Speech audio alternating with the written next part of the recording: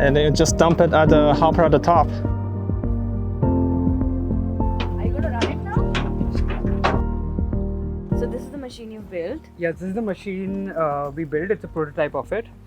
And essentially what it does is it takes in agricultural waste or forest waste. So that could be rice straw, rice husks, sugarcane trash, coconut shells. So post-harvest waste that's left behind on the farms. And usually it's of no use. It's either Burnt. either burnt or left to decompose. Yeah. So this equipment processes that waste into various kinds of valuable byproducts, like fuels or fertilizers or activated carbon. Oh, what fuels? So solid fuels essentially. So Oh. as a replacement for fossil fuels like coal or coke, and that carbon-rich material is valuable. So that's used to make these various kinds of byproducts that I was talking about.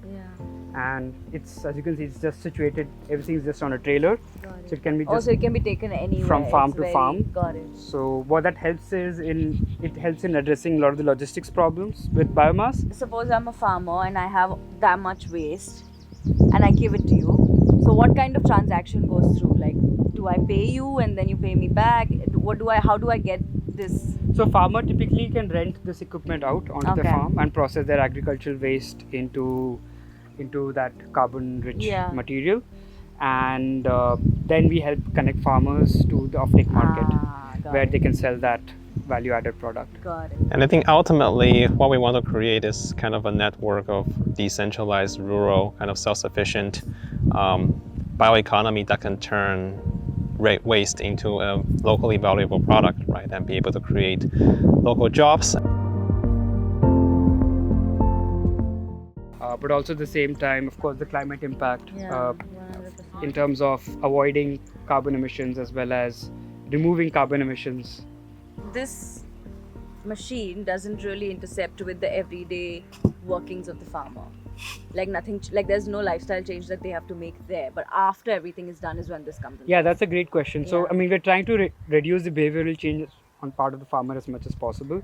And what parts of the country are you working actively around? So we have a project going on in Haryana and Punjab with the rice straw and fertilizer as an application, and in Tamil Nadu with coconut shells and activated carbon as an You should application. come to Maharashtra. We got a lot of coconut shells there. Sure, yeah. I mean, we Must are come looking a lot at Maharashtra. Yeah. So if a farmer wants to get in touch with you, how does that happen? So many farmers have been reaching out to us through Instagram. Which is great. I will add a link to their Instagram in the description. Yeah, and Instagram and Facebook is where they have been reaching out to us predominantly. So I guess those can be good mediums to reach out to us. There's a company email. Okay. So tell us about how you thought of this. Like, how did this start and why did you choose here?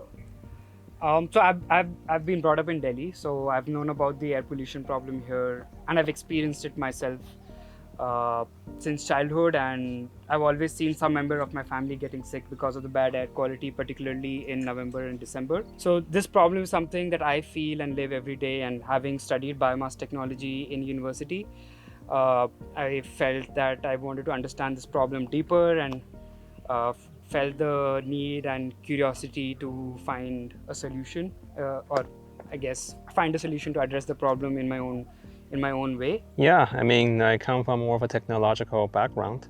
So I was doing my PhD work at MIT when I met Vidyut, because both of us were interested in designing in the context of India, my PhD work being underwritten by a large part by the Tata Trusts.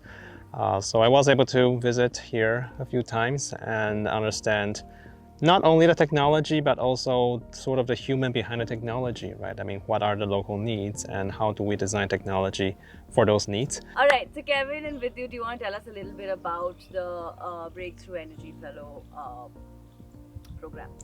Yeah, so the Breakthrough Energy, the fellowship, the Breakthrough Energy Fellowship, it's an honor to be a part of the program, and it's the entire cohort is like a family to us. So like-minded entrepreneurs in the climate tech space that have similar kinds of problems technically and business-wise, and we all work together, help each other out, and help each other succeed. So it's like a family, and that's what's the best thing about this fellowship. Uh, and apart from that, of course, Bill Gates is there, and all the resources and networks that come with the entire Breakthrough Energy project that helps give visibility to the problem that we are solving, and also to our solution.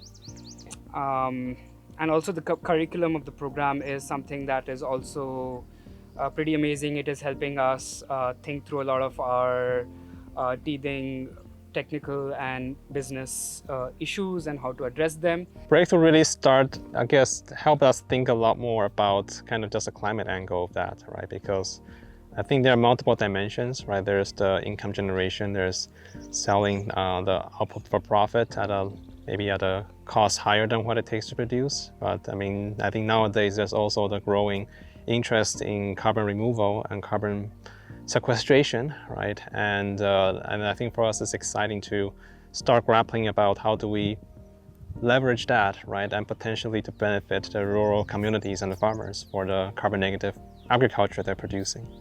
But is this model only compatible with agricultural waste? In the US and in Canada along the west coast, we are working with forestry residue and seeing how that residue can be used in our equipment instead of being burnt up in forest fires. So that's another application that our technology is seeing. This could technically also be used with slightly better organic waste, but since this is a thermal process, it makes more sense to dry really wet organic waste before processing it in machine like ours. Since we're already developing some sort of a dryer for our machine in the future, but right now we are focusing on agricultural waste and forest Which waste. is a great start, but the way I see it, the scope is massive. I mean,